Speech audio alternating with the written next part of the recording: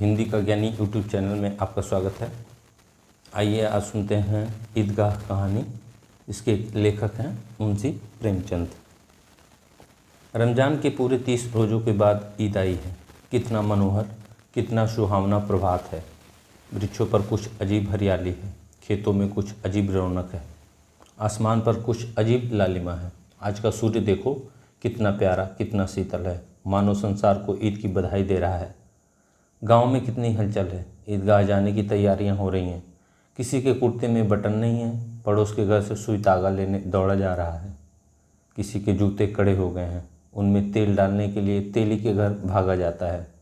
जल्दी जल्दी बैलों को सानी पानी दे दें, ईदगाह से लौटते लौटते दोपहर हो जाएगा। 3 कोस का पैदल रास्ता, फिर सैकड़ों आदमियों से मिलना भेंटना। दोपहर के पहले लौटना असंभव है। लड़के सबसे ज़्यादा प्रसन्न हैं। किसी ने 1 रोज़ा रखा है, वह भी दोपहर तक, किसी ने वह भी नहीं। लेकिन ईदगाह जाने की खुशी उनके हिस्से की चीज़ है। रोज़े बड़े बूढ़ों के लिए होंगे, इनके लिए तो ईद है। रोज़ ईद का नाम रटते थे, आज वह आ गई। अब जल्दी पड़ी है कि लोग ईदगाह क्यों नहीं चलते। इन्हें गृहस्थी की चिंताओं से क्या प्रयोजन। सेवैयों के लिए दूध और शक्कर घर में है या नहीं, इनकी बला से। ये तो सेवैयाँ खाएंगे। वह क्या जाने कि अब्बा जान क्यों बदहवास चौधरी कायम अली के घर दौड़े जा रहे हैं। उन्हें क्या खबर कि चौधरी आज आंख बदल ले तो यह सारी ईद मुहर्रम हो जाए। उनकी अपनी जेबों में तो कुबेर का धन भरा हुआ है। बार बार जेब से अपना खजाना निकाल कर गिनते हैं और खुश होकर फिर रख लेते हैं। महमूद गिनता है, 1, 2, 10, 12। उसके पास 12 पैसे हैं। मोहसिन के पास 1, 2, 3, 8, 9, 15 पैसे हैं। इन्हीं अनगिनती पैसों में अनगिनती चीज़ लाएंगे, खिलौने, मिठाइयाँ, बिगुल, गेंद और जाने क्या क्या। और सबसे ज़्यादा प्रसन्न है हामिद। वह 4-5 साल का गरीब सूरत दुबला पतला लड़का जिसका बाप गत वर्ष हैजे की भेंट हो गया और मां न जाने क्यों पीली होती होती एक दिन मर गई। किसी को पता न चला क्या बीमारी है। कहती तो कौन सुनने वाला था। दिल पर जो कुछ बीतती थी वो दिल में ही सहती थी, और जब न सहा गया तो संसार से विदा हो गई। अब हामिद अपनी बूढ़ी दादी अमीना की गोद में सोता है और वो उतना ही प्रसन्न है। उसके अब्बा जान रुपए कमाने गए हैं, बहुत सी थैलियाँ लेकर आएंगे। अम्मी जान अल्लाह मियाँ के घर से उनके लिए बड़ी अच्छी अच्छी चीज़ें लाने गई हैं, इसलिए हामिद प्रसन्न है। आशा तो बड़ी चीज़ है। और फिर बच्चों की आशा, उनकी कल्पना तो राई का पर्वत बना देती है। हामिद के पाँव में जूते नहीं हैं, सिर पर एक पुरानी दुरानी टोपी है जिसका गोटा काला पड़ गया है, फिर भी वह प्रसन्न है। जब उसके अब्बा जान थैलियों और अम्मी जान नियामतें लेकर आएंगी तो वह दिल के अरमान निकाल लेगा। तब देखेगा महमूद, मोहसिन, नूरे और सम्मी कहाँ से उतने पैसे निकालेंगे। अभागिन अमीना अपनी कोठरी में बैठी रो रही है। आज ईद का दिन और उसके घर में दाना नहीं। आज आबिद होता तो क्या इसी तरह ईद आती और चली जाती। इस अंधकार और निराशा में वह डूबी जा रही थी। किसने बुलाया था इस निगोड़ी ईद को। इस घर में उसका काम नहीं, लेकिन हामिद, उसे किसी के जीने मरने से क्या मतलब। उसके अंदर प्रकाश है, बाहर आशा। विपत्ति अपना सारा दलबल लेकर आए, हामिद की आनंद भरी चितवन उसका विध्वंस कर देगी। हामिद भीतर जाकर दादी से कहता है, तुम डरना नहीं अम्मा, मैं सबसे पहले आऊँगा, बिल्कुल न डरना। अमीना का दिल कचोट रहा है। गांव के बच्चे अपने अपने बाप के साथ जा रहे हैं। हामिद का बाप अमीना के सिवा और कौन है। उसे कैसे मेले अकेले जाने दें। उस भीड़ भाड़ में बच्चा कहीं खो गए तो क्या होगा। नहीं, अमीना उसे यूँ न जाने देगी। नन्ही सी जान, 3 कोस चलेगा कैसे। पैर में छाले पड़ जाएंगे, जूते भी तो नहीं हैं। वह थोड़ी थोड़ी देर पर उसे गोद ले लेगी। लेकिन यहाँ सेवैया कौन पकाएगा। पैसे होते तो लौटते लौटते सब सामग्री जमा करके चटपट बना लेती। यहाँ तो घंटों चीज़ें जमा करते लगेंगे। मांगने का ही तो भरोसा ठहरा। उस दिन फहीमन के कपड़े सिले थे, 8 आने पैसे मिले थे। उस अठन्नी को ईमान की तरह बचाती चली आती थी इसी ईद के लिए। लेकिन कल ग्वालन सिर पर सवार हो गई तो क्या करती। हामिद के लिए कुछ नहीं है तो 2 पैसे का दूध तो चाहिए ही। अब तो कुल 2 आने पैसे बच रहे हैं। 3 पैसे हामिद की जेब में, 5 अमीना के बटुए में। यही तो बिशात है। और ईद का त्यौहार, अल्लाह ही बेड़ा पार लगाए। धोबन और नाइन और मेहतरानी और चुड़ियारिन सभी तो आएंगी, सभी को सेवैयाँ चाहिए। और थोड़ा किसी को आँखों को नहीं लगता किस किस से मुँह चुराएगी। और मुँह क्यों चुराए, साल भर का त्यौहार है, ज़िंदगी खैरियत से रहे। उनकी तकदीर भी तो उसी के साथ है।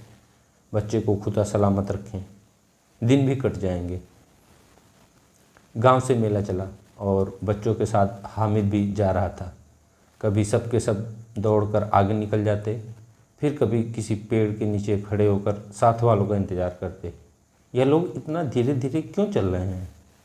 हामिद के पैरों में तो जैसे पर लग गए थे। वो कभी थक सकता है। शहर का दामन आ गया। सड़क के दोनों ओर अमीरों के बगीचे हैं, पक्की चारदीवारी बनी हुई है, पेड़ों में आम और लीचियाँ लगी हुई हैं। कभी कभी कोई लड़का कंकड़ी उठाकर आम पर निशाना लगाता है। माली अंदर से गाली देता हुआ निकलता है। लड़के वहाँ से एक फर्लांग पर हैं, खूब हंस रहे हैं। माली को कैसा उल्लू बनाया है। बड़ी बड़ी इमारतें आने लगी। यह अदालत है, यह कॉलेज है, यह क्लब घर है।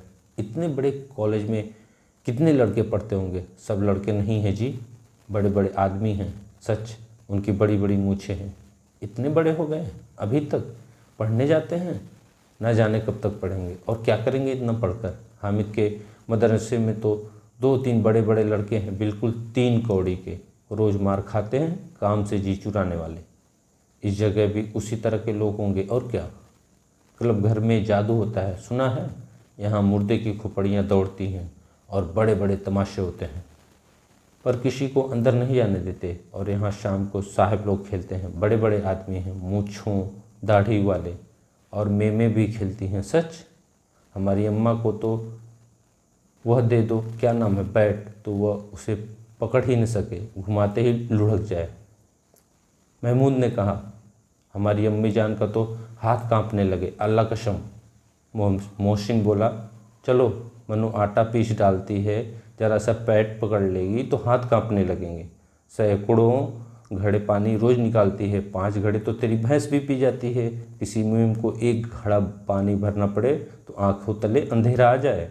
महमूद, लेकिन दौड़ती तो नहीं, उछल कूद तो नहीं सकती।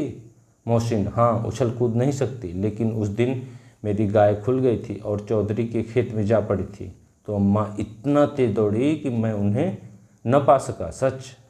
आगे चलें। हलवाइयों की दुकानें शुरू हुई, आज खुद सजी हुई थीं। इतनी मिठाइयाँ कौन खाता है, देखो ना, एक एक दुकान पर मनो होंगी। सुना है रात को जिन्नात आकर खरीद ले जाते हैं। अब्बा कहते थे कि आधी रात को एक आदमी हर दुकान पर जाता है और जितना माल बचा होता है वह तुलवा लेता है और सचमुच के रुपए देता है, बिल्कुल ऐसे ही रुपए। हामिद को यकीन न आया, ऐसे रुपए जिन्नात को कहाँ से मिल जाएंगे। मोहसिन ने कहा, जिन्नात को रुपए की क्या कमी, जिस खजाने में चाहे चले जाए। लोहे की दीवारों पर दरवाजे तक उन्हें नहीं रोक सकते जनाब, आप किस फेर में हैं।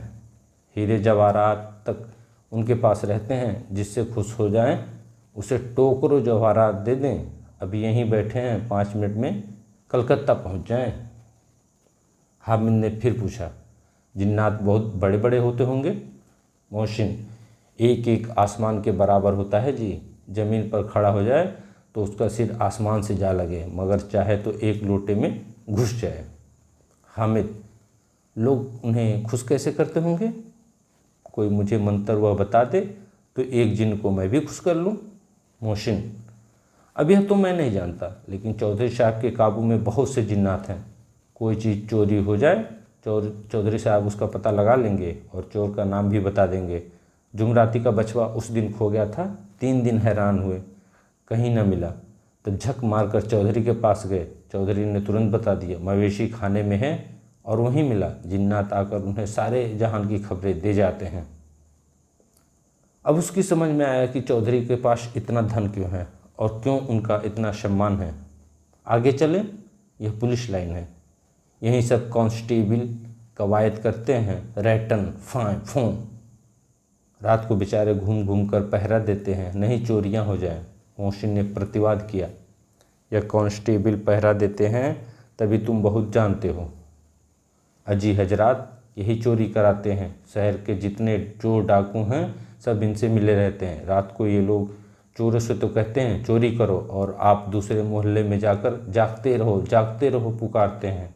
जब भी इन लोगों के पास इतने रुपए आते हैं। मेरे मामू एक थाने में कांस्टेबल हैं, 20 रुपया महीना पाते हैं, लेकिन 50 रुपये घर बेचते हैं। अल्लाह कसम, मैंने एक बार पूछा था कि मामू आप इतने रुपए कहाँ से पाते हैं? हंसकर कहने लगे, बेटा अल्लाह देता है। फिर आप ही बोले, हम लोग चाहें तो एक दिन में लाखों मार लाएं, हम तो इतना ही लेते हैं जिससे अपनी बदनामी न हो और नौकरी न चली जाए। हामिद ने पूछा, है यह लोग चोरी करवाते हैं तो इन्हें कोई पकड़ता नहीं? मोहसिन उसकी नादानी पर दया दिखाकर बोला, अरे पागल, इन्हें कौन पकड़ेगा? पकड़ने वाले तो यह लोग खुद हैं, लेकिन अल्लाह इन्हें भी खूब सज़ा देता है। हराम का माल हराम में जाता है। थोड़े ही दिन हुए मामू के घर में आग लग गई, सारी लेई पूंजी जल गई, एक बर्तन तक न बचा। कई दिन पेड़ के नीचे सोए, अल्लाह कसम पेड़ के नीचे। फिर न जाने कहाँ से 100 कर्ज लाए तो बर्तन भांडे आए। हामिद, 100 तो 50 से ज़्यादा होते हैं। कहाँ 50, कहाँ 100? 50 एक थैली भर होता है, 100 तो 200 थैलियों में भी ना आए। अब बस्ती घनी होने लगी। ईदगाह जाने वालों की टोलियां नजर आने लगी, एक से एक भड़कीले वस्त्र पहने हुए, कोई इक्के तांगे पर सवार, कोई मोटर पर। सभी इत्र में बसे, सभी को के दिलों में उमंग। ग्रामीणों का यह छोटा सा दल अपनी विपन्नता से बेखबर संतोष और धैर्य में मगन चला जा रहा था। बच्चों के लिए नगर की सभी चीज़ें अनोखी थीं। जिस चीज़ की ओर ताकते ताकते ही रह जाते, और पीछे से बराबर हॉर्न की आवाज़ होने पर भी न चेतते। हामिद तो मोटर के नीचे जाते जाते बचा। सहसा ईदगाह नजर आई। ऊपर इमली के घने वृक्षों की छाया है, नीचे पक्का फर्श है जिस पर जाजिम बिछा हुआ है, और रोजेदारों की पंक्तियाँ एक के पीछे एक न जाने कहाँ तक चली गई हैं, पक्की जगत के नीचे तक, जहाँ जाजिम भी नहीं है। नए आने वाले आकर पीछे की कतार में खड़े हो जाते हैं। आगे जगह नहीं है, यहाँ कोई धन और पद नहीं देखता। इस्लाम की निगाह में सब बराबर है। इन ग्रामीणों ने भी वजू किया और पिछली पंक्ति में खड़े हो गए। कितना सुंदर संचालन, कितना सुंदर व्यवस्था। लाखों सिर एक साथ सिजदे में झुक जाते हैं, फिर एक सब के सब एक साथ खड़े हो जाते हैं, एक साथ झुकते हैं और एक साथ घुटनों के बल बैठ जाते हैं। कई बार यही क्रिया होती है, जैसे बिजली की लाखों बत्तियां एक साथ प्रदीप्त हों और एक साथ बुझ जाएं, और यही क्रम चलता रहे। कितना अपूर्व दृश्य था, जिसकी सामूहिक क्रियाएं, विस्तार और अनंतता हृदय को श्रद्धा, गर्व और आत्मानंद से भर देती थी। मानो भ्रातृत्व का एक सूत्र इन समस्त आत्माओं को एक लड़ी में पिरोए हुए है। नमाज खत्म हो गई, लोग आपस में गले मिल रहे थे। तब मिठाई और खिलौनों की दुकानों पर धावा होता है। ग्रामीणों का यह दल इस विषय में बालकों से कम उत्साही नहीं है। यह देखो, हिंडोला है, 1 पैसा देकर चढ़ जाओ। कभी आसमान पर जाते हुए मालूम होगे तो कभी जमीन पर गिरते हुए।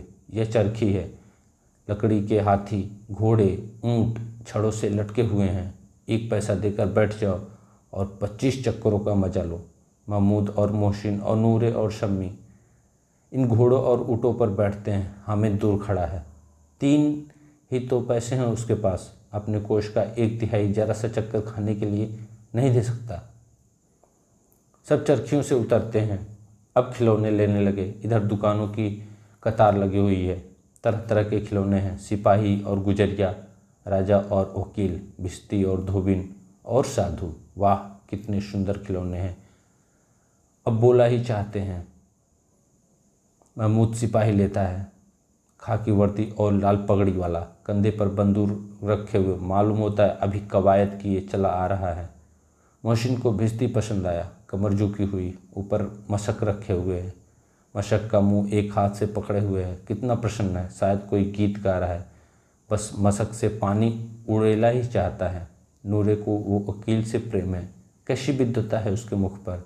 काला चोगा, नीचे सफ़ेद अचकन, अचकन के सामने की जेब में घड़ी, सुनहरी जंजीर, एक हाथ में कानून का पोथा लिए हुए। मालूम होता है अभी किसी अदालत से जिरह या बहस किए चले आ रहे हैं। ये सब 2-2 पैसे के खिलौने हैं। हामिद के पास कुल 3 पैसे हैं। इतने महंगे खिलौने वाले खिलौना कहीं हाथ से छूट पड़े तो चूर चूर हो जाए, ज़रा पानी पड़े तो सारा रंग धुल जाए। ऐसे खिलौने लेकर वह क्या करेगा, किस काम के। मोहसिन कहता है, मेरा भिश्ती रोज़ पानी दे जाएगा शाम सवेरे। महमूद, और मेरा सिपाही घर का पहरा देगा, कोई चोर आएगा तो फौरन बंदूक फायर कर देगा।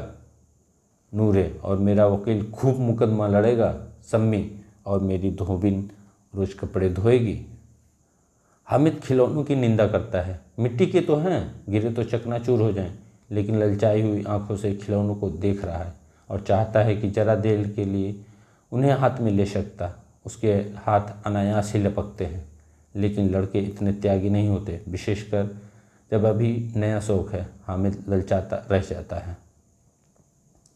खिलौनों के बाद मिठाइयाँ आती हैं। किसी ने रमड़ियाँ लीं, किसी ने गुलाब जामुन, किसी ने सोहन हलवा। मज़े से खा रहे हैं। हामिद बिरादरी से पृथक है। अभागे के पास 3 पैसे हैं, क्यों नहीं कुछ लेकर खाता। ललचाई आंखों से सबकी ओर देखता है। मोहसिन कहता है, हामिद रेवड़ी ले जा, कितनी खुशबूदार है। हामिद को संदेह हुआ, यह केवल क्रूर विनोद है। मोहसिन इतना उदार नहीं है, लेकिन यह जानकर भी वह उसके पास जाता है। मोहसिन दाने से एक रेवड़ी निकालकर हामिद की ओर बढ़ाता है। हामिद हाथ फैलाता है। मोहसिन रेवड़ी अपने मुंह में रख लेता है। मोहसिन, नूरे और शम्मी खूब तालियां बजा बजा कर हंसते हैं। हामिद खिसिया जाता है। मोहसिन, अच्छा आपकी ज़रूर देंगे हामिद, अल्लाह कसम ले जा। हामिद, रखे रहो, क्या मेरे पास पैसे नहीं हैं। सम्मी, 3 ही पैसे तो हैं, 3 पैसे में क्या क्या लोगे। महमूद, हमसे गुलाब जामुन ले जाओ हामिद। मोहसिन बदमाश है। हामिद, मिठाई कौन बड़ी नेमत है, किताब में इसकी कितनी बुराइयां लिखी हैं। मोहसिन, लेकिन दिल में कह रहे होगे कि मिले तो खा लें, अपने पैसे क्यों नहीं निकालते। महमूद, हम समझते हैं इसकी चालाकी, जब हमारे सारे पैसे खर्च हो जाएंगे तो हमें ललचा ललचा कर खाएगा। मिठाइयों के बाद दुकानें लोहे की चीज़ों की, कुछ गिलट और कुछ नकली गहनों की। लड़कों के लिए यहाँ कोई आकर्षण न था, वे सब आगे बढ़ जाते हैं। हामिद लोहे की दुकान पर रुक जाता है। कई चिमटे रखे हुए थे। उसे ख्याल आया, दादी के पास चिमटा नहीं है, तवे से रोटियां उतारती है तो हाथ जल जाता है। अगर वह चिमटा ले जाकर दादी को दे दे तो वह कितनी प्रसन्न होगी, फिर उनकी उंगलियां कभी न जलेंगी, घर में एक काम की चीज़ हो जाएगी। खिलौने से क्या फ़ायदा, व्यर्थ में पैसे खराब होते हैं। ज़रा देर ही तो खुशी होती है, फिर तो खिलौनों को कोई आँख उठाकर नहीं देखता, या तो घर पहुँचते पहुँचते टूट फूट कर बराबर हो जाएंगे। चिमटा कितने काम की चीज़ है, रोटियां तवे से उतार लो, चूल्हे में सेक लो। कोई आग मांगने आए तो चटपट चूल्हे से निकाल कर आग उसे दे दो। अम्मा बेचारी को कहाँ फुर्सत है कि बाजार आए, और इतने पैसे ही कहाँ मिलते हैं, रोज़ हाथ जला लेती है। हामिद के साथ ही आगे बढ़ गए। सबील पर सबके सब शरबत पी रहे हैं। देखो, सब कहते हैं कितने लालची हैं, इतनी मिठाइयाँ खा ली, मुझे किसी ने एक भी न दी। उस पर कहते हैं, मेरे साथ खेलो, मेरा यह काम करो। अब अगर किसी ने कोई काम करने को कहा तो पूछूंगा, खाए मिठाइयाँ, आप मुंह सड़ेगा, फोड़े फुंसियाँ निकलेंगी, आपकी ज़बान चटोरी हो जाएगी, तब घर से पैसे चुराएंगे और मार खाएंगे। किताब में झूठी बातें थोड़ी ही लिखी हैं, मेरी ज़बान क्यों ख़राब होगी। अम्मा चिमटा देखते ही दौड़कर मेरे हाथ से ले लेगी और कहेगी, मेरा बच्चा अम्मा के लिए चिमटा लाया है, हज़ारों दुआएं देंगी। फिर पड़ोस की औरतों को दिखाएंगी, सारे गांव में चर्चा होने लगेगी, हामिद चिमटा लाया है, कितना अच्छा लड़का है। इन लोगों के खिलौने पर इन्हें कौन दुआएं देगा। बड़ों की दुआएं सीधे अल्लाह के दरबार में पहुंचती हैं और तुरंत सुनी जाती हैं। मेरे पास पैसे नहीं हैं, तभी तो मोहसिन और महमूद यूँ मिजाज दिखाते हैं, मैं भी इनसे मिजाज दिखाऊंगा। खेलें खिलौने और खाएं मिठाइयाँ, मैं नहीं खेलता खिलौने, किसी का मिजाज क्यों सहूँ, मैं गरीब सही, किसी से कुछ मांगने तो नहीं जाता। आखिर अब्बा जान कभी न कभी आएंगे, अम्मा भी आएंगी ही, फिर इन लोगों से पूछूंगा कितने खिलौने लोगे, एक एक टोकरियों खिलौने दूं और दिखा दूं दोस्तों के साथ इस तरह का सलूक किया जाता है। यह नहीं है कि 1 पैसे की रेवड़ियाँ ली तो चिढ़ा चिढ़ा कर खाने लगे। सबके सब हंसेंगे कि हामिद ने चिमटा लिया है, हंसे मेरी बला से। उसने दुकानदार से पूछा, यह चिमटा कितने का है। दुकानदार ने उसकी देखा और कोई आदमी साथ न देख कर कहा, तुम्हारे काम का नहीं है जी, बिकाऊ है कि नहीं? बिकाऊ क्यों नहीं है और यहाँ क्यों लाद लाए हैं? तो बताते क्यों नहीं? कै पैसे का है? 6 पैसे लगेंगे। हामिद का दिल बैठ गया। ठीक ठीक बताओ। ठीक ठीक 5 पैसे लगेंगे, लेना हो तो लो, नहीं तो चलते बनो। हामिद ने कलेजा मजबूत करके कहा, 3 पैसे लोगे? यह कहता हुआ वह आगे बढ़ा गया और दुकानदार की घुड़कियाँ न सुने, लेकिन दुकानदार ने घुड़कियाँ नहीं दी, बुलाकर चिमटा दे दिया। हामिद ने उसे इस तरह कंधे पर रखा मानो बंदूक है और शान से अकड़ता हुआ संगियों के पास आया। जरा सुने सबके सब क्या आलोचनाएं करते हैं। मोहसिन ने हंसकर कहा, यह चिमटा क्यों लाया पगले, इसे क्या करेगा? हामिद ने चिमटे को जमीन पर पटक कर कहा, जरा अपना बिस्ती ज़मीन पर गिरा दो, सारी पसलियाँ चूर चूर हो जाएं बचा के। महमूद बोला, तो यह चिमटा कोई खिलौना है? हामिद, खिलौना क्यों नहीं, अभी कंधे पर रखा बंदूक हो गई, हाथ में ले लिया फकीरों का चिमटा हो गया। चाहूँ तो इसे मंजीरे का काम ले सकता हूँ। एक चिमटा दूँ तो तुम लोग के सारे खिलौने की जान निकल जाए। तुम्हारे खिलौने कितना ही जोर लगाएं, मेरे चिमटे का बाल भी बांका नहीं कर सकते। मेरा बहादुर शेर है चिमटा। सम्मी ने खंजरी ली थी, प्रभावित होकर बोला, मेरी खंजरी से बदलोगे? 2 आने की है। हामिद ने खंजरी की ओर उपेक्षा से देखा। मेरे चिमटा चाहे तो तुम्हारी खंजरी का पेट फाड़ डाले, बस एक चमड़े की झिल्ली लगा दी, डब डब बोलने लगी, जरा सी पानी लग जाए तो ख़त्म हो जाए। मेरा बहादुर चिमटा आग में, पानी में, आंधी में, तूफान में बराबर डटा खड़ा रहेगा।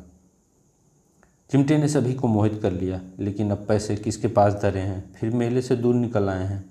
9 कब के बज गए, धूप तेज हो रही थी, घर पहुंचने की जल्दी हो रही थी। बाप से भी जीत करें तो चिमटा नहीं मिल सकता। हामिद है बड़ा चालाक, इसलिए बदमाश ने अपने पैसे बचा रखे थे। अब बालकों के 2 दल हो गए, मोहसिन, महमूद, सम्मी और नूरे एक तरफ, हामिद अकेला दूसरी तरफ। शास्त्रार्थ हो रहा था। सम्मी तो विधर्मी हो गया, दूसरे पक्ष से जा मिला, लेकिन मोहसिन, नूरे और महमूद भी हामिद से 1-1, 2-2 साल बड़े होने पर भी हामिद के आघातों से आतंकित हो उठे थे। उनके पास न्याय का बल है और नीति की शक्ति। एक ओर मिट्टी है, दूसरी ओर लोहा। तो इस वक्त अपने को फौलाद कह रहा है। वह अजेय है, घातक है। अगर कोई शेर आ जाए तो मियाँ भिश्ती के छक्के छूट जाएं। मियाँ सिपाही मिट्टी की बंदूक छोड़कर भागें। वकील साहब की नानी मर जाए, चोंगे में मुंह छिपाकर ज़मीन पर लेट जाएं, मगर यह चिमटा, यह बहादुर, यह रुस्तमे हिंद लपक कर शेर की गर्दन पर सवार हो जाएगा और उसकी आंखें निकाल लेगा। मोहसिन ने एड़ी चोटी का जोर लगाकर कहा, अच्छा पानी तो नहीं भर सकता? हामिद ने चिमटे को सीधा खड़ा करके कहा, भिश्ती को एक डांट बताएगा तो दौड़ा हुआ पानी लाकर उसके द्वार पर छिड़कने लगेगा। मोहसिन परास्त हो गया, पर महमूद ने कुमुक पहुँचाई, अगर बच्चा पकड़ जाए तो अदालत में बंधे बंधे फिरेंगे, तब तो वकील साहब के पैरों पड़ेंगे। हामिद इस प्रबल तर्क का जवाब न दे सका। उसने पूछा, हमें पकड़ने कौन आएगा? नूरे ने अकड़ कर कहा, यह सिपाही बंदूक वाला। हामिद ने मुंह चिढ़ाकर कहा, यह बेचारे हम बहादुर रुस्तमे हिंद को पकड़ेंगे? अच्छा लाओ, अभी जरा कुश्ती हो जाए, इसकी सूरत देखकर दूर से भागेंगे, पकड़ेंगे क्या बेचारे? मोहसिन को एक नई चोट सूझ गई। तुम्हारे चिमटे का मुंह रोज आग में जलेगा। उसने समझा था कि हामिद लाजवाब हो जाएगा, लेकिन यह बात न हुई। हामिद ने तुरंत जवाब दिया, आग में बहादुरी कूदते हैं जनाब। तुम्हारे यह वकील, सिपाही और भिश्ती लेडियों की तरह घर में घुस जाएंगे। आग में कूदना वह काम है जो यह रुस्तमे हिंद ही कर सकता है। महमूद ने एक जोर लगाया, वकील साहब कुर्सी मेज पर बैठेंगे, तुम्हारा चिमटा तो बावर्ची खाने में ज़मीन पर पड़ा रहेगा। इस तर्क ने सम्मी और नूरे को भी सजीव कर दिया। कितने ठिकाने की बात कही है पट्टे ने। चिमटा बावर्ची खाने में पड़ा रहने के सिवा और क्या कर सकता है? हामिद को कोई फड़कता हुआ जवाब न सूझा तो उसने धांधली शुरू की, मेरा चिमटा बावर्ची खाने में नहीं रहेगा। वकील साहब की कुर्सी पर बैठेंगे तो जाकर उन्हें ज़मीन पर पटक देगा और उनका कानून उनके पेट में डाल देगा। बात कुछ बनी नहीं। खासी गाल गलौज थी, लेकिन कानून को पेट में डालने वाली बात छा गई। ऐसी छा गई कि तीनों सुरमा मुंह ताकते रह गए, मानो कोई धेलचा कनकौआ किसी गंडे वाले कौवे कनकौए को काट गया हो। कानून मुंह से बाहर निकलने वाली चीज़ है, उसको पेट के अंदर डाल दिया जाना बेतुकी सी बात पर होने पर भी इसमें कुछ नयापन रखती है। हामिद ने मैदान मार लिया, उसका चिमटा रुस्तमे हिंद है। अब इसमें मोहसिन, महमूद, नूरे, सम्मी किसी को भी आपत्ति नहीं हो सकती। विजेता को हारने से जो सत्कार मिलना स्वाभाविक है वह हामिद को भी मिला, और उन्होंने 3-3, 4-4 आने पैसे खर्च किए पर कोई काम की चीज़ न ले सके। हामिद ने 3 पैसे में रंग जमा लिया। सच ही तो है, खिलौने का क्या भरोसा, टूट फूट जाएंगे। हामिद का चिमटा तो बना रहेगा बरसों। संधि की शर्तें तय होने लगी। मोहसिन ने कहा, जरा अपना चिमटा दो, हम भी देखें। तुम हमारा भिश्ती लेकर देखो। महमूद और नूरे ने भी अपने अपने खिलौने पेश किए। हामिद को इन शर्तों के मानने में कोई आपत्ति न थी। चिमटा बारी बारी से सबके हाथ में गया और उसके खिलौने बारी बारी से हामिद के हाथ में आए। कितने खूबसूरत खिलौने हैं। हामिद ने हारने वालों के आंसू पोंछे। मैं तुम्हें चिढ़ा रहा था, सच। ये चिमटा भला इन खिलौनों की क्या बराबरी करेगा। मालूम होते हैं अब बोले हैं। लेकिन मोहसिन की पार्टी को इस दिलासे से संतोष नहीं होता। चिमटे का सिक्का खूब बैठ गया है, चिपका हुआ टिकट अब पानी से नहीं छूट रहा है। मोहसिन, लेकिन इन खिलौने के लिए कोई हमें दुआ तो न देगा। महमूद, दुआ के लिए फिरते हो, उल्टे मार न पड़े। अम्मा ज़रूर कहेंगी कि मेले में यह मिट्टी के खिलौने तुम्हें मिले। हामिद को स्वीकार करना पड़ा कि खिलौनों को देखकर किसी की माँ इतनी खुश न होगी जितनी दादी चिमटे को देखकर होगी। 3 पैसे में ही तो उसने सब कुछ करना था और उन पैसों के उपयोग पर पछतावे की बिल्कुल ज़रूरत न थी। फिर अब तो चिमटा रुस्तमे हिंद है और सभी खिलौनों का बादशाह। रास्ते में महमूद को भूख लगी। उसके बाप ने केले खाने को दिए। महमूद ने केवल हामिद को साक्षी बनाया। उसके अन्य मित्र मुंह ताकते रह गए। ये उस चिमटे का प्रसाद था। 11 बजे गांव में हलचल मच गई। मेले वाले आ गए। मोहसिन की छोटी बहन ने दौड़कर भिश्ती उसके हाथ से छीन लिया और मारे खुशी के जो उछली, तुम मियाँ भिश्ती नीचे आ रहे और सुन लोग सिधारे। इस पर भाई बहन में मारपीट हुई। दोनों खूब रोए। उसकी अम्मा यह शोर सुनकर बिगड़ी और दोनों को ऊपर से 2-2 चाटे और लगाए। मियाँ नूरे के वकील का अंत उसके प्रतिष्ठानुकूल इससे ज़्यादा गौरवमय हुआ। वकील जमीन पर या ताक पर तो नहीं बैठ सकता, उसकी मर्यादा का विचार तो करना ही होगा। दीवार में 2 खूंटियाँ गाड़ी गईं, उन पर लकड़ी का एक पटरा रखा गया। पटरे पर कागज का कालीन बिछाया गया। वकील साहब राजा भोज की भांति सिंहासन पर विराजे। नूरे ने उन्हें पंखा चलना शुरू किया। अदालतों में खस की टट्टिया और बिजली के पंखे रहते हैं, क्या यहाँ मामूली पंखा भी ना हो? कानून की गर्मी दिमाग पर चढ़ जाएगी कि नहीं। बांस का पंखा आया और नूरे हवा करने लगे। मालूम नहीं पंखे की हवा से या पंखे की चोट से वकील साहब स्वर्गलोक से मृत्युलोक में आ रहे और उनका माटी का चोला माटी में मिल गया। फिर बड़े बड़े ज़ोर शोर से मातम हुआ और वकील साहब की अस्थि घूर पर डाल दी गई। अब रहा महमूद का सिपाही। उसे चटपट गांव का पहरा देने का चार्ज मिल गया। लेकिन पुलिस का सिपाही कोई साधारण व्यक्ति तो नहीं जो अपने पैरों चले, वह पालकी पर चलेगा। एक टोकरी आई, उसमें कुछ लाल रंग के फटे पुराने चिथड़े बिछाए गए जिसमें सिपाही साहब आराम से लेटे। नूरे ने यह टोकरी उठाई और अपने द्वार का चक्कर लगाने लगा। उनके दोनों छोटे भाई सिपाही की तरफ, छोने वाले जागते रहो, पुकारते चलते हैं, मगर रात तो अंधेरी होनी चाहिए। महमूद को ठोकर लग जाती है। टोकरी उसके हाथ से छूटकर गिर पड़ती है और मियाँ सिपाही अपनी बंदूक लिए ज़मीन पर आ जाते हैं और उनकी एक टांग में विकार आ जाता है। महमूद को आज ज्ञात हुआ कि वह अच्छा डॉक्टर है। उसको ऐसा मरहम मिल गया है जिससे वह टूटी टांग को आनन फानन में जोड़ सकता है। केवल गूलर का दूध चाहिए। गूलर का दूध आता है, टांग जोड़ दी जाती है। लेकिन सिपाही को ज्यों ही खड़ा किया जाता है, टांग जवाब दी जाती है। शल्य क्रिया असफल हुई तब उसकी दूसरी टांग भी तोड़ दी जाती है। अब कम से कम एक जगह आराम से तो बैठ सकता है, एक टांग से तो न चल सकता था न बैठ सकता था।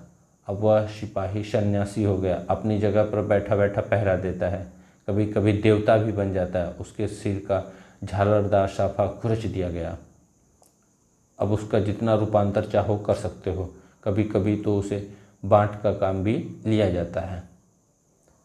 अब मियाँ हामिद का हाल सुनिए। अमीना उसकी आवाज़ सुनते ही दौड़ी और उसे गोद में उठाकर प्यार करने लगी। सहसा उसके हाथ में चिमटा देखकर वह चौंकी। यह चिमटा कहाँ था? मैंने मोल लिया है। कै पैसे में? 3 पैसे दिए। अमीना ने छाती पीट ली। यह कैसा बेसमझ लड़का है कि दोपहर हुआ, कुछ खाया न पिया, लाया क्या? चिमटा। सारे मेले में तुझे और कोई चीज़ न मिली जो यह लोहे का चिमटा उठा लाया? हामिद ने अपराधी भाव से कहा। तुम्हारी उंगलियां तवे से जल जाती थी, इसलिए मैंने उसे लिया। बुढ़िया का क्रोध तुरंत स्नेह में बदल गया, और स्नेह भी वह नहीं जो प्रगल्भ होता है और अपनी सारी कसक शब्दों में बिखेर देता है। यह मूक स्नेह था, खूब ठोस रस और स्वाद से भरा हुआ। बच्चे में कितना त्याग, कितना सद्भाव और कितना विवेक है।